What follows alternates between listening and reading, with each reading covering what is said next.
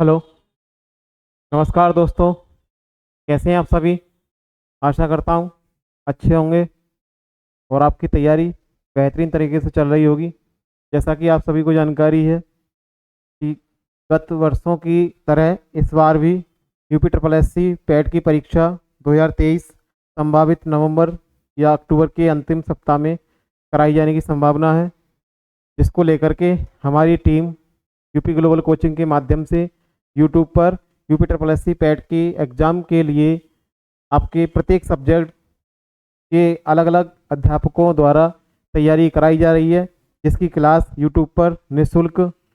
और उससे पहले हम प्रीवियस ईयर के जो क्वेश्चन आए हुए हैं, जो जैसा कि आपको जानकारी है 2021 में 2 शिफ्टों में एग्ज़ाम हुआ, 2022 में 4 शिफ्टों में एग्ज़ाम हुआ। तो अब तक जितने प्रश्न आए हैं उन सभी प्रश्नों को कराया जा रहा है। इसके बाद हम जहाँ जहाँ से प्रश्न बनेंगे या जो टॉपिक पूछे जाते हैं वहाँ से प्रश्नों को लेकर आएंगे। तो हमारी श्रृंखला चलती रहेगी। ये हमारी प्रतिज्ञा सीरीज के अंतर्गत क्लासेज आपकी कराई जा रही हैं। इससे पहले अगर आपने कोई क्लास नहीं देखी है तो क्लास को यूट्यूब पर ज़रूर देखें। आज हमारी जो श्रृंखला है वो विज्ञान की यही साइंस की श्रृंखला है। और पार्ट 1 यानी 2021 के 2 पेपर हुए थे, उनमें 5-5 प्रश्न साइंस से पूछे गए थे। उन 10 प्रश्नों को लेकर के हम आज उनका विश्लेषण अध्ययन करेंगे और उनके विकल्पों को देखेंगे। चलिए क्लास को स्टार्ट करते हैं। देखिए स्क्रीन पर पहला प्रश्न आ चुका है। पहला प्रश्न है, ब्लीचिंग पाउडर का रासायनिक नाम ये भी है। ब्लीचिंग पाउडर का रासायनिक नाम ये भी है। Option A sodium chloride NaCl, calcium oxychloride CaOCl2, option C sodium bicarbonate, option D calcium sulphate. क्या होगा आपका सही आंसर? बताइए। देखिए क्या होगा इसका सही आंसर। हमसे पूछा है ब्लीचिंग पाउडर का रासायनिक नाम। तो ब्लीचिंग पाउडर का रासायनिक नाम यहाँ पर कौन सा होगा फॉर्मूला? इसका सही आंसर होगा CaOCl2।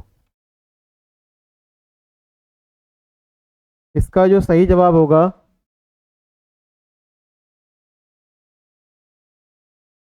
वो होगा आपका CaOCl2। क्या होता है ये होता है कैल्शियम ऑक्सीक्लोराइड। कैल्शियम ऑक्सीक्लोराइड इसका रासायनिक नाम है।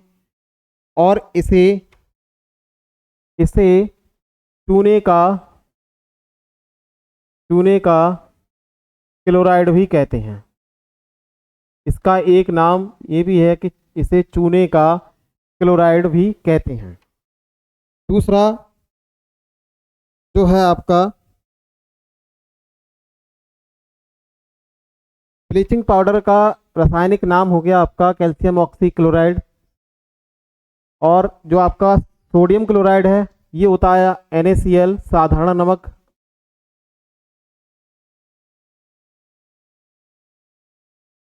साधारण नमक जो कि भोजन में इसका प्रयोग किया जाता है। तीसरा ऑप्शन जो दे रखा है आपका सोडियम बाइकार्बोनेट। सोडियम बाइकार्बोनेट जो होता है आपका NaHCO3, इसे खाने का सोडा भी कहते हैं। इसे खाने का सोडा कहा जाता है। और जो ब्लीचिंग पाउडर है ये धावन सोडा के नाम से जाना जाता है। धोने का सोडा, धावन सोडा। सोडियम बाइकार्बोनेट को खाने का सोडा कहते हैं। Calcium sulphate CaSO4। तो यहाँ पर जो सही आंसर होगा आपका बी ऑप्शन यहाँ पर सही होगा। अगला प्रश्न है, 18 कैरेट सोने में खरे सोने का प्रतिशत है। पूछा गया प्रश्न है। ऑप्शन है 100%, 75%, 80% और 60%। कौन सा ऑप्शन सही होगा? 18 कैरेट में खरे सोने का प्रतिशत।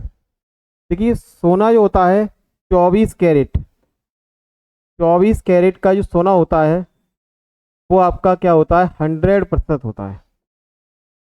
24 कैरेट का 100% होता है। 24 कैरेट का 100% होता है।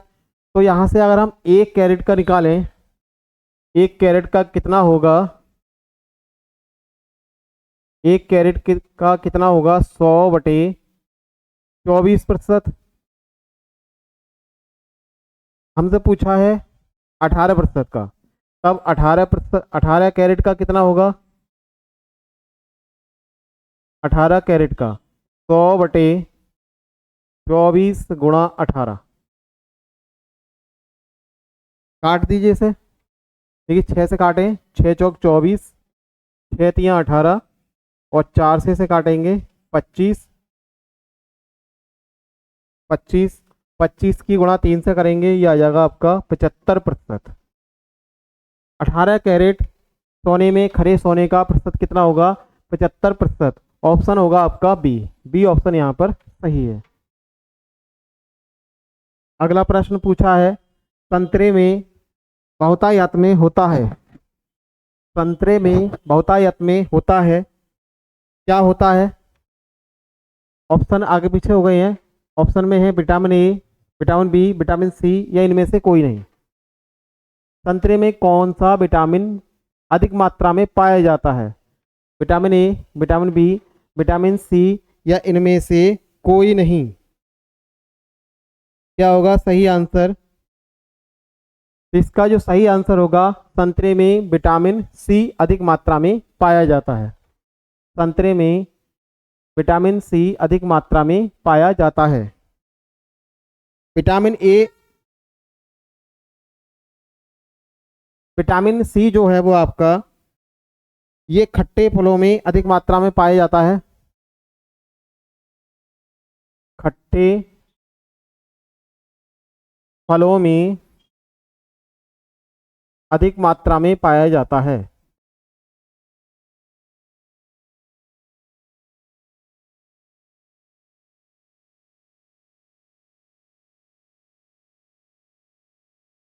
अधिक मात्रा में पाया जाता है खट्टे फलों में विटामिन सी। और जो विटामिन सी है, इसका जो रासायनिक नाम होता है वो होता है आपका एस्कॉर्बिक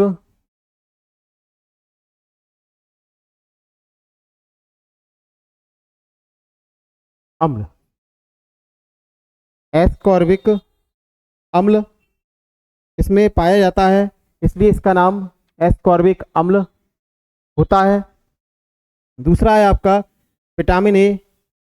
अच्छा, दूसरी बात, विटामिन सी की कमी से होने वाला रोग, इसकी कमी से होने वाला रोग कौन सा रोग होता है? इसकी कमी से होने वाला रोग होता है आपका स्कर्वी। विटामिन सी की कमी से होने वाला रोग स्कर्वी। विटामिन ए की बात करें तो विटामिन ए की कमी से होने वाला रोग रिकेट्स होता है। विटामिन ए की कमी से होने वाला रोग रिकेट्स होता है, यानी बच्चों में सूखा रोग।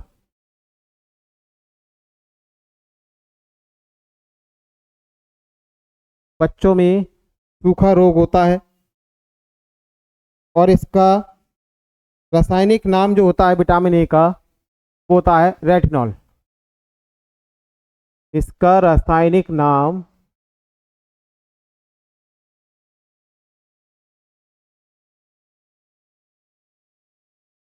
रेटिनॉल होता है। इसके बाद बचता है आपका विटामिन बी।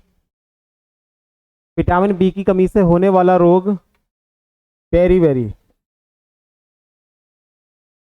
विटामिन बी की कमी से होने वाला रोग बेरीबेरी होता है, जिसका रासायनिक नाम, इसके विटामिन काफ़ी होती हैं तो इसके विटामिन B1 का जो रासायनिक नाम होता है, B1 का रासायनिक नाम थायमीन। विटामिन B1 का रासायनिक नाम थायमीन होता है। इसकी कमी से होने वाला रोग बेरीबेरी होता है। ये इंपॉर्टेंट चीज़ें हैं, आप इसे नोट करें, ये इसका स्क्रीनशॉट लेते रहें। अगला प्रश्न, प्रश्न 4 पूछा गया था, ठोस चालक में धारावाहक होते हैं। ठोस चालक जो होते हैं उनमें धारा किसके माध्यम से प्रवाहित की जाती है? ऑप्शन है न्यूट्रॉन, मुक्त इलेक्ट्रॉन, प्रोटॉन, या इनमें से कोई नहीं। क्या सही जवाब होगा इसके लिए? तो ठोस चालक में धारावाहक जो होते हैं वो होते हैं इसमें मुक्त इलेक्ट्रॉन। मुक्त इलेक्ट्रॉन जिनकी खोज जो की थी, जिनके कहें तो आविष्कारक कौन थे? आविष्कारक थे जे जे टॉमसन। जे जे टॉमसन। और इस पर जो आवेश होता है, इलेक्ट्रॉन पर जो आवेश होता है, आवेश की जो मात्रा होती है वो होती है 1.6 इंटू 10⁻⁻19 कूलाम। लेकिन ये जो होता है वो नेगेटिव होता है, नेगेटिव चार्ज होता है। दूसरा, इसका जो द्रव्यमान होता है, द्रव्यमान वो होता है 9.1 गुणा 10⁻⁻31 किलोग्राम। बात करें प्रोटॉन की, प्रोटॉन का जो आविष्कार किया था रदरफोर्ड ने किया था। रदरफोर्ड ने इनकी खोज की थी। इन पर जो आवेश होता है वो आवेश का मान होता है 1.6 गुणा 10⁻⁻19 कूलाम। लेकिन ये जो होता है वो पॉजिटिव होता है, ये आवेश पॉजिटिव होता है। रदरफोर्ड ने किसकी खोज की थी? वो की थी आपकी प्रोटॉन की। और जिन पर जो चार्ज होता है वो 1.6 गुणा 10⁻⁻19 कूलाम प्लस पॉजिटिव होता है। इनका जो द्रव्यमान होता है वो होता है 1.67 गुणा 10⁻⁻27 किलोग्राम। इसके बाद आते हैं न्यूट्रॉन। न्यूट्रॉन की जो खोज की थी वो की थी चैडविक ने। चैडविक ने इसकी खोज की थी। इन पर जो आवेश होता है उदासीन, ये उदासीन प्रकृति के होते हैं, ना इन पर पॉजिटिव आवेश होता है और ना ही नेगेटिव आवेश होता है। बात करें इसके द्रव्यमान की, न्यूट्रॉन का द्रव्यमान प्रोटॉन के द्रव्यमान के बराबर ही होता है। इसका जो द्रव्यमान होता है वो 1.67 गुणा 10⁻⁻27 किलोग्राम होता है। ये इंपॉर्टेंट फैक्ट्स हैं, आप इसे नोट करें, स्क्रीनशॉट लेते रहें। क्लास को ज़्यादा से ज़्यादा लाइक करें, शेयर करें, चैनल को सब्सक्राइब करें। अगला प्रश्न पूछा गया, 5वां प्रश्न, प्रकाश वर्ष किसके मापन की इकाई है? प्रकाश वर्ष किसके मापन की इकाई है? ऑप्शन है ए है हवाई जहाज की गति की, बी ऑप्शन है 1 वर्ष में निर्वात में ध्वनि द्वारा चली गई दूरी की, 1 वर्ष में निर्वात में प्रकाश द्वारा चली गई दूरी की, 1 वर्ष में मापी गई रॉकेट की गति की। कौन सा ऑप्शन सही होगा प्रश्न 5 के लिए? क्या आंसर सही होगा? इसका सही जवाब होगा 1 वर्ष में प्रकाश, 1 वर्ष में निर्वात में प्रकाश द्वारा चली गई दूरी की। ये प्रकाश वर्ष जो होती है वो दूरी का सबसे बड़ा मात्रक है, दूरी का सबसे बड़ा मात्रक होता है, सबसे बड़ा मात्रक होता है। जैसे लीप ईयर,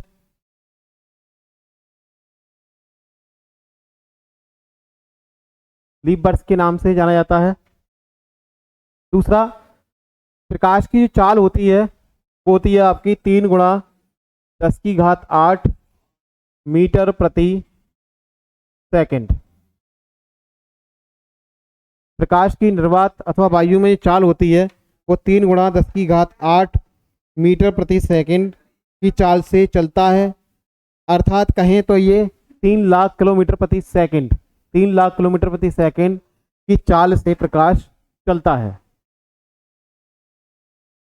ये थे हमारे 2021 के पहली शिफ्ट में जो एग्जाम हुआ था यूपी SSC का, उसमें साइंस के 5 प्रश्न पूछे गए थे। आगे जो प्रश्न है हमारे वो है 2021 की सेकंड शिफ्ट में जो साइंस के जो प्रश्न पूछे गए हैं वहाँ से ये 5% लिए गए हैं। देखिए अगला प्रश्न जो पूछा गया है वो है बिजली का प्रवाह सर्किट में कब होता है। बिजली का प्रवाह सर्किट में कब होता है? स्विच चालू होने पर, स्विच बंद होने पर, या स्विच बंद या चालू होने पर, इसमें से कोई वोल्टेज नहीं होता। ऑप्शन क्या होगा? देखिए मान लीजिए ये हमने एक सर्किट तैयार किया और सर्किट में क्या किया, यहाँ पर हमने एक सेल लगा दिया प्लस से माइनस की ओर, और इसमें थोड़ा सा हमने एक आउटपुट ले लिया यहाँ पर बल्ब के तौर पर। अब इसमें धारा का प्रवाह होगा वो आपका प्लस से माइनस की ओर धारा का प्रवाह होता है। अब इसके लिए अगर हम यहाँ पर एक कुंजी सेट कर दें, अगर हम यहाँ एक कुंजी सेट कर दें, ये हमने एक कुंजी लगा दी, ये कुंजी बोले तो चटकनी स्विच वगैरह ये कह सकते हैं, इसे हम कुंजी को कैसे लिखते हैं। अब इसमें धारा का जो प्रवाह होगा वो इस समय नहीं होगा। हमसे पूछा है बिजली का प्रवाह सर्किट में कब होता है। बिजली मतलब करंट धारा जो होती है वो दो प्रकार की होती है, एसी और करंट और डीसी करंट, अल्टरनेटिंग करंट और डायरेक्ट करंट। तो इसमें जो बैटरी हमने लगाया, सेल जो लगाया है, सेल से जो धारा मिलेगी वो हमारी डीसी करंट होगी। अब जो धारा प्रवाहित होगी वो अभी सर्किट में प्रवाहित नहीं हो रही है। जो आपका परपथ है, परपथ में प्रवाहित नहीं हो रही है। क्यों? क्योंकि ये सर्किट यहाँ पर अधूरा है, ये स्पेस दिखाई दे रहा है, ये स्पेस इसे पूरा नहीं करता है। अगर हम इसे जोड़ देते हैं, इसके लिए इस तरह से जोड़ दिया तो हमारा सर्किट पूरा हो जाता है। तो हमने इसे क्या कर दिया, स्विच को बंद कर दिया। स्विच को बंद कर देने पर हमारी जो बिजली का प्रवाह है सर्किट में होने लगता है। अतः यहाँ पर ऑप्शन हमारा बी सही होगा। ऑप्शन बी यहाँ पर सही है। ऐसी स्थिति में बिजली का प्रवाह होगा और जो आउटपुट के रूप में हमने बल्ब लगा रखा है वो जलने लगेगा। तो यहाँ पर जो प्रश्न है 26वां, उसका सही जवाब होगा ऑप्शन ए, ऑप्शन बी। अगला प्रश्न है आपके लिए, अगला प्रश्न, प्रतिरोध की एसआई इकाई क्या है? प्रतिरोध की एसआई इकाई क्या है? प्रतिरोध रेसिस्टेंस होती हैं, इस तरह से प्रतिरोध होते हैं, ये आर होता है। प्रतिरोध का जो मात्रक होता है, एसआई मात्रक, वो क्या है? क्या फैराडे है, ओम है, वोल्ट है, एम्पियर है? क्या मात्रक होगा इसका? देखिए फैराडे जो है, फैराडे के विद्युत चुंबकीय प्रेरण नियम आते हैं। तो जो फैराडे जो है वो इसका धारिता का मात्रक होता है। फैराडे या फैरड, धारिता का जो मात्रक है वो फैराडे या फैरड। वोल्ट किसका मात्रक है? वोल्ट आपका विभव का मात्रक होता है। वोल्ट विभव का ऐसा ही मात्रक होता है। एम्पियर किसका मात्रक है? एम्पियर धारा का मूल मात्रक होता है। बचा आपका ओम। ओम जो होता है वो किसका होता है? प्रतिरोध का ऐसा ही मात्रक होता है। प्रतिरोध का ऐसा ही मात्रक होता है। ओम का नियम है, उन्हीं के नाम पर प्रतिरोध का मात्रक, उन्होंने प्रतिरोध के बारे में बताया है, प्रतिरोध के लिए नियम दिया है। तो ओम का नियम प्रतिरोध के बारे में बताता है, इसलिए इसका मात्रक ओम के नाम पर ही ओम रखा गया। इसका जो प्रतीक होता है वो ग्रीक भाषा का अक्षर, ये चिन्ह होता है, इसे ओम ही बोला जाता है। अतः यहाँ पर ऑप्शन हमारा बी सही होगा। अगला प्रश्न, प्रश्न है नींबू का खट्टा स्वाद इनमें से किसकी उपस्थिति के कारण होता है? नींबू का जो खट्टापन आता है वो उसमें क्या दर्शाता है कि इसमें किसकी उपस्थिति है? क्या साइट्रिक अम्ल है इसमें, या एसिटिक अम्ल पाया जाता है, या ऑक्जेलिक अम्ल पाया जाता है, फॉर्मिक एसिड पाया जाता है? कौन सा ऑप्शन यहाँ पर सही होगा? प्रश्न 28 के लिए क्या होगा सही जवाब? देखिए साइट्रिक अम्ल जो होता है वो आपका, साइट्रिक अम्ल अमरूद, खट्टा दूध, अमरूद है, खट्टा दूध है, और आपका नींबू है, टमाटर है, नारंगी है। ये इसमें क्या पाया जाएगा? साइट्रिक अम्ल इन पदार्थों में पाया जाता है।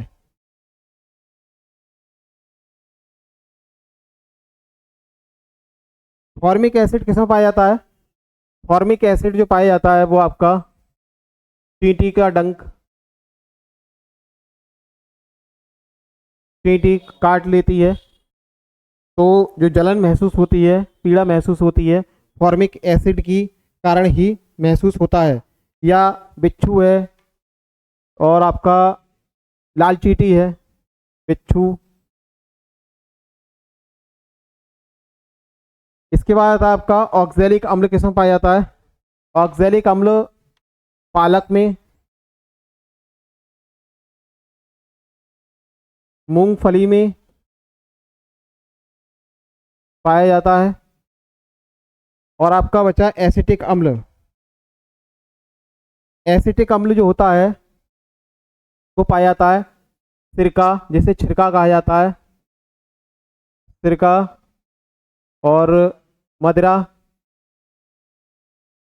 और सड़े गले फलों में,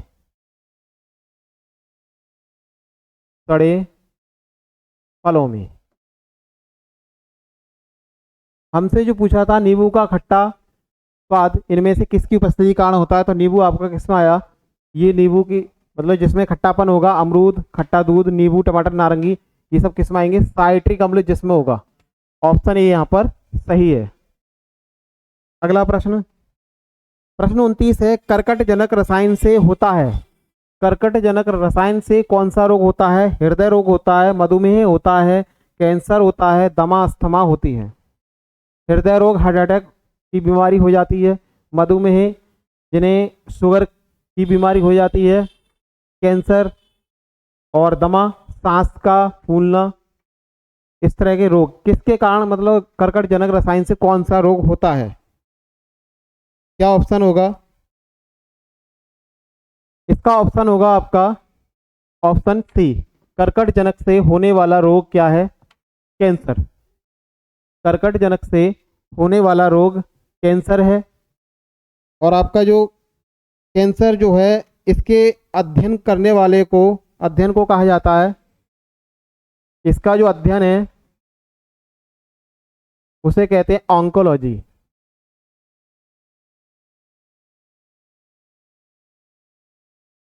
ऑन्कोलॉजी कहते हैं, कैंसर के अध्ययन करने को ऑन्कोलॉजी कहते हैं।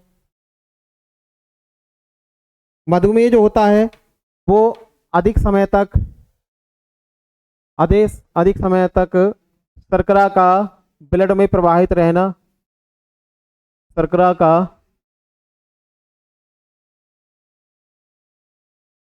अधिक उपयोग के कारण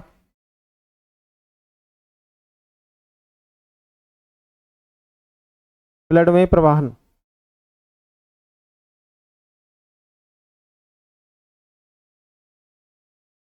ब्लड में प्रवाहित होना।